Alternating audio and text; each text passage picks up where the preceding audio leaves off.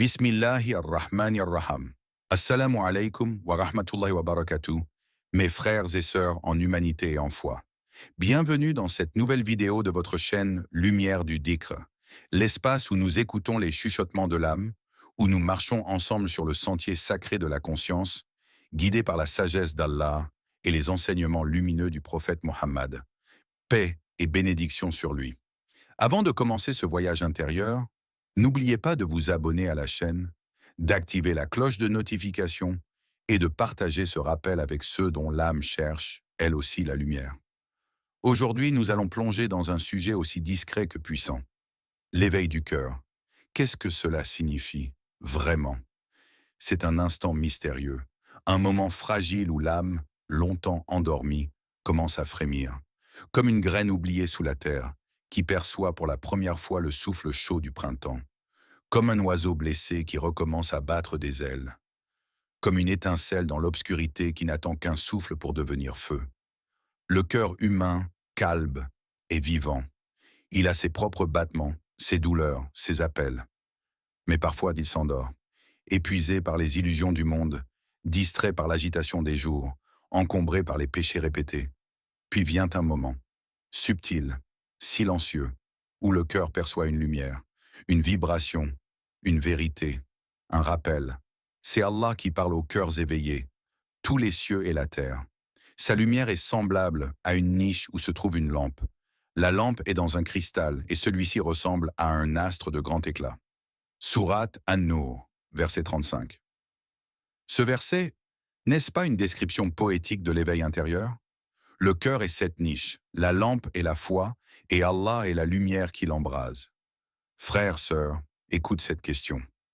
Et toi, ton cœur commence-t-il à s'éveiller? As-tu senti même une fois cette douce douleur face à un rappel? As-tu ressenti des larmes monter sans raison en entendant une parole divine? As-tu eu ce désir inexplicable de te retirer du bruit pour simplement être avec Allah? Si oui, alors ce message est pour toi. Sinon, alors ce message t'attend. Reste avec moi. Ce voyage ne fait que commencer. Il était autrefois un homme, comme tant d'autres. Il priait parfois, souvent distraitement. Il vivait sa vie, occupé par les affaires de ce monde, les désirs, les habitudes, les plaisirs faciles. Il riait devant des choses qu'Allah réprouve. Il fermait les yeux sur le halal et le haram. Et pourtant, il ne ressentait rien. Aucun poids, aucun malaise. Le péché était devenu une simple poussière sur son épaule. Mais un jour, sans qu'il sache pourquoi, il sentit une brûlure. Un mot, une scène, une parole du Coran entendue par hasard. Et soudain, ce qu'il faisait sans scrupule auparavant l'a frappé comme un coup de tonnerre. Un regard haram, un mensonge répété, une parole moqueuse. Il n'a pas pu continuer. Son cœur s'est mis à battre plus fort. Il s'est senti sale, vide, éloigné.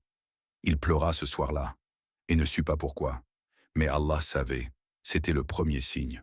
La douleur face au péché. Quand le cœur commence à s'éveiller, il ressent ce que le cœur endormi ignore. La tristesse d'avoir désobéi à celui qui nous aime. Car le péché laisse des traces, mais un cœur vivant les perçoit. Un cœur mort, lui, n'éprouve rien. Allah dit: n'ont-ils pas voyagé sur la terre de sorte que leurs cœurs deviennent capables de raisonner et leurs oreilles d'entendre? Car ce ne sont pas les yeux qui s'aveuglent, mais ce sont les cœurs dans les poitrines qui s'aveuglent. Sourate Al-Hajj, verset 46. Il ne s'agit pas de culpabilité écrasante, mais de douleur salvatrice. Celle qui pousse à changer, à demander pardon, à s'éloigner du feu pour revenir à la lumière. C'est comme un œil longtemps resté dans l'obscurité. Quand on lui présente soudainement la lumière, il souffre, il plisse, il pleure, il cligne. Mais il voit. Et c'est cela le miracle. Voir ce que l'on ne voyait plus. Quand ton cœur commence à souffrir face au péché, ne fuis pas cette douleur, ne cherche pas à l'éteindre. Elle est un cadeau. Elle est la voix d'Allah qui te dit: reviens à moi, je t'attends. As-tu ressenti toi aussi ce malaise devant ce que tu faisais autrefois sans réfléchir? As-tu cessé, non par peur des gens, mais parce que ton âme pleurait en silence? Alors écoute bien, ce n'est pas de la faiblesse, c'est le souffle de la miséricorde. C'est ton cœur qui revient à la vie. Je ne sais pas pourquoi. Mais un jour, j'ai pleuré en entendant le Coran. Je n'étais pas particulièrement pieux. Je n'avais rien vécu de tragique ce jour-là. Et pourtant, en entendant cette récitation, quelque chose en moi s'est effondré. C'était une voix douce, grave, remplie de calme. Les mots arabes flottèrent dans l'air comme un parfum ancien, inconnu mais familier. Et soudain, mon cœur s'est figé. J'ai senti un frisson me traverser. Mes yeux ont commencé à brûler, et les larmes sont venues. Je n'ai pas résisté. Pourquoi? Je ne comprenais même pas tous les mots, mais je les ressentais, comme si Allah lui-même m'appelait. Et dans ce moment silencieux, j'ai compris quelque chose que les livres n'expliquent en un pas. Ce livre n'est pas simplement un texte, c'est une lumière. Allah dit, Allah a fait descendre le plus beau des récits, un livre à la cohérence parfaite, se répétant sous diverses formes. Les peaux de ceux qui craignent leur Seigneur frémissent à sa lecture. Puis leur cœur et leur corps s'apaisent au rappel d'Allah. Voilà la guidance d'Allah. Surat Az-Zumar, verset 23. Ce jour-là, je n'ai pas seulement écouté.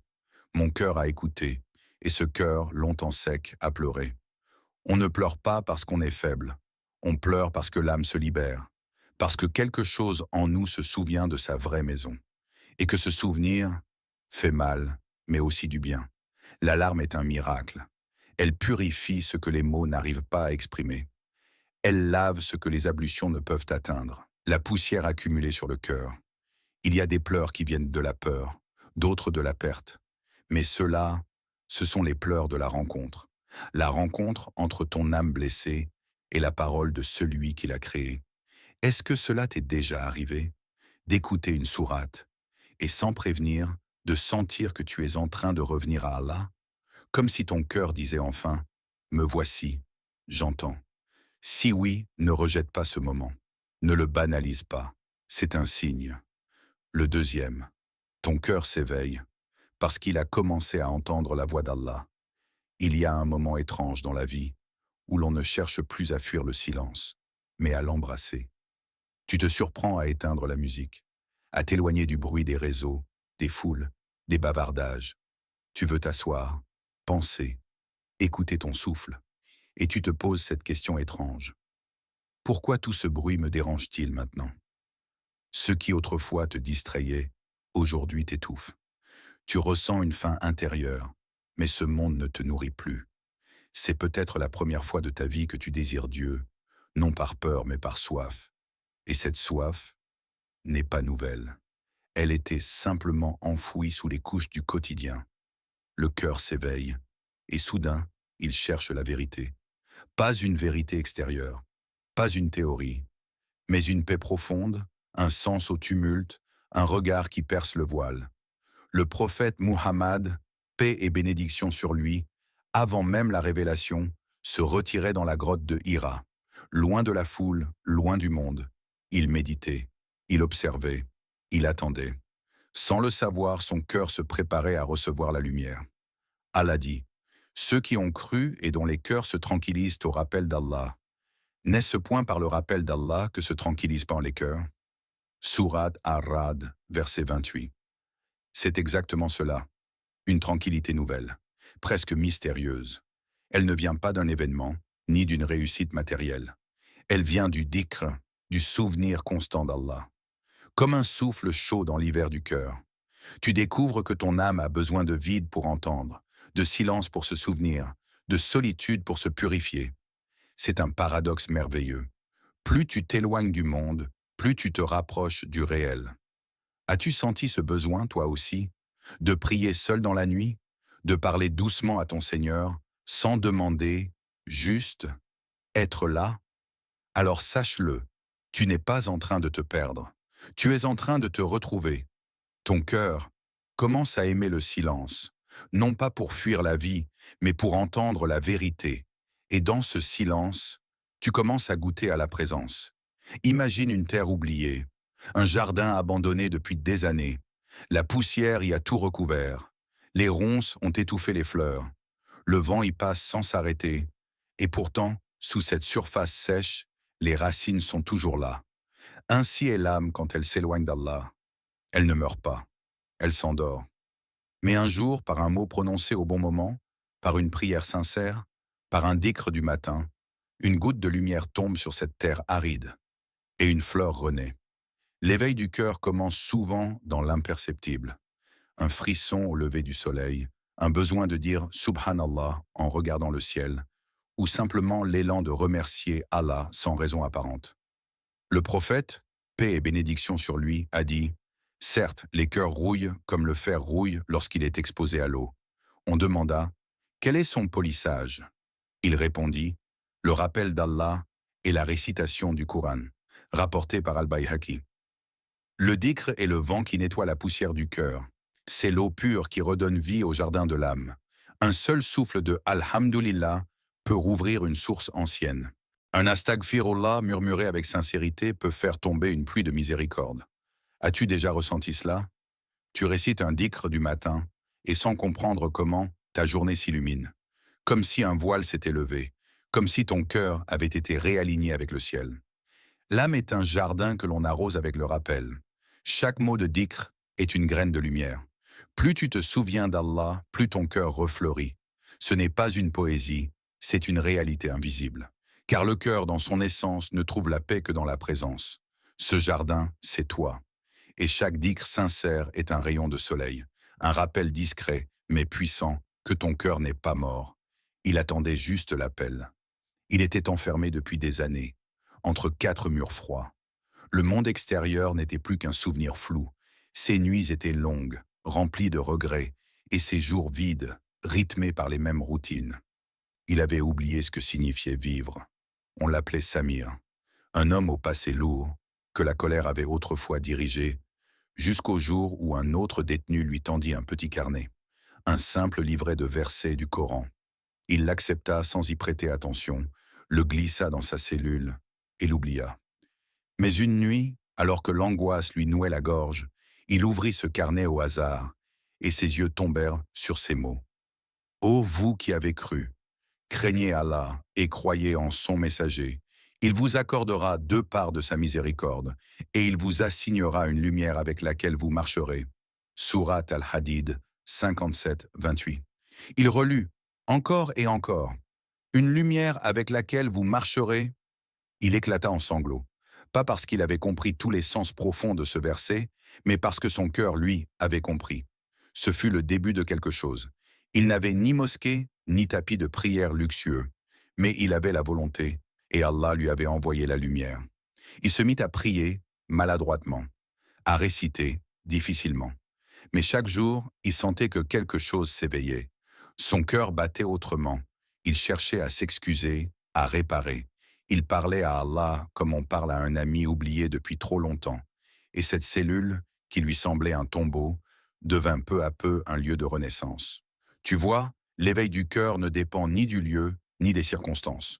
Ce n'est pas réservé aux pieux dans les mosquées. C'est un cadeau qu'Allah offre à qui il veut, quand il décide que le moment est venu. Même dans l'obscurité, Allah peut allumer une lumière. Même dans les ténèbres de l'erreur, un simple verset peut transpercer les murs les plus épais et toucher un cœur que tout le monde croyait perdu. Et toi, dans quel lieu es-tu en ce moment? Crois-tu vraiment que ton cœur est trop loin pour qu'Allah l'atteigne? Toi, oui, toi qui écoutes ces mots. As-tu déjà ressenti ce vide étrange, ce creux silencieux dans l'âme, quand tu as raté ta prière? Ce n'est pas une simple culpabilité, c'est plus subtil. C'est comme une soif que rien d'autre ne peut apaiser, comme si l'âme elle-même appelait « Où es-tu allé sans ton Seigneur ?» C'est ça, le troisième signe que ton cœur commence à s'éveiller, le besoin irrésistible de revenir à la prière. Ce n'est plus une obligation que tu coches sur une liste. Ce n'est plus un acte que tu fais par habitude. C'est un refuge. C'est un moment que tu attends, comme un être aimé attend un rendez-vous. Quand tu t'éloignes de la prière, tu le ressens maintenant, n'est-ce pas? Un malaise diffus, une brume intérieure, comme si quelque chose d'essentiel manquait. Et c'est vrai, il te manque Allah. Allah dit dans le Coran, et cherchez secours dans la patience et la prière. Certes, la prière est lourde, sauf pour les humbles. Sourate Al-Baqarah 2,45. Ce verset contient une vérité profonde. La prière n'est pas lourde pour celui dont le cœur est vivant. Pour lui, elle est un soulagement. Elle est le seul moment du jour où il se retrouve vraiment. car dans la prosternation, il se sent libre, libre de parler à Allah, libre de pleurer, de demander, de confier. As-tu remarqué? Tu ne veux plus prier vite. Tu ralentis, tu respires, tu ressens. Tu veux goûter chaque mot et t'attarder dans le silence entre les invocations. Et toi, quand as-tu prié pour la dernière fois avec ton cœur? Ne te blâme pas si tu t'es éloigné, car même ce sentiment de manque est une preuve que ton cœur revient. L'éveil commence là, quand ton cœur ne supporte plus d'être coupé de son Seigneur. Alors aujourd'hui, ne laisse pas cette flamme s'éteindre. Lève-toi, fais tes ablutions avec amour et retourne vers celui qui t'attend depuis toujours. La prière, ce n'est pas toi qui l'as oubliée, c'est elle qui t'appelle depuis l'intérieur. Ferme les yeux un instant. Écoute, il y a, au plus profond de toi, comme le frémissement d'un oiseau, un battement délicat, un souffle fragile. Ton cœur, il ne dort plus, il écoute.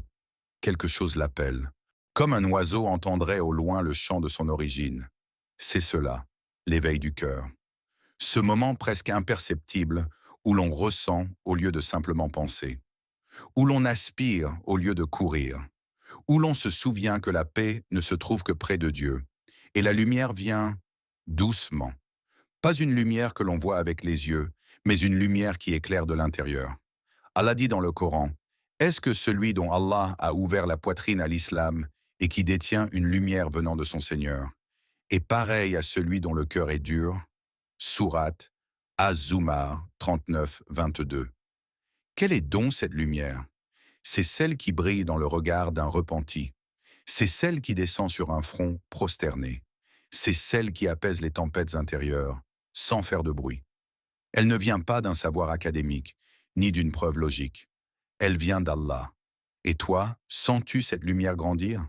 Quand tu écoutes un verset, quand tu prononces son nom, quand soudainement tu es ému sans comprendre pourquoi, c'est ton cœur qui répond, comme un oiseau qui reconnaît l'appel de son Créateur, comme une graine qui perçoit le soleil, même sous la terre.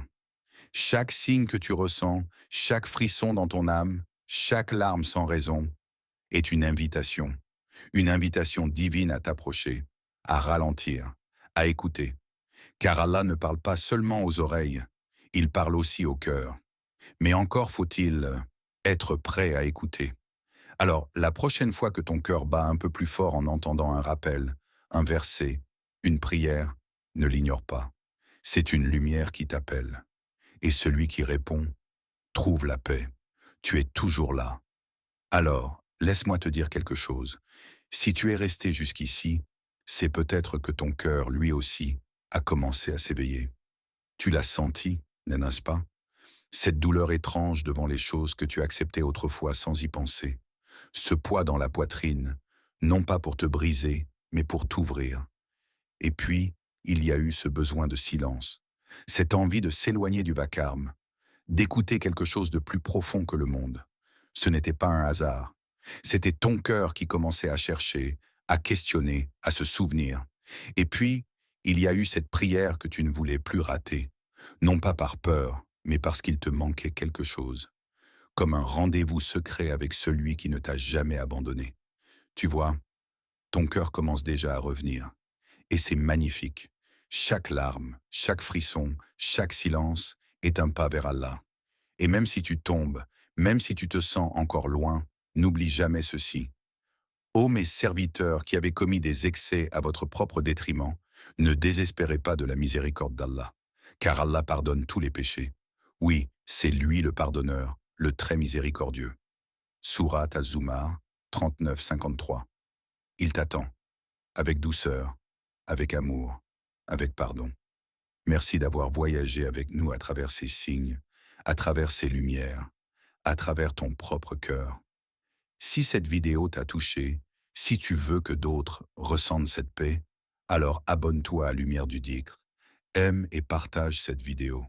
Car peut-être, juste peut-être, par ton geste, un autre cœur s'éveillera. Wa alaykum salam wa rahmatullahi wa barakatuh.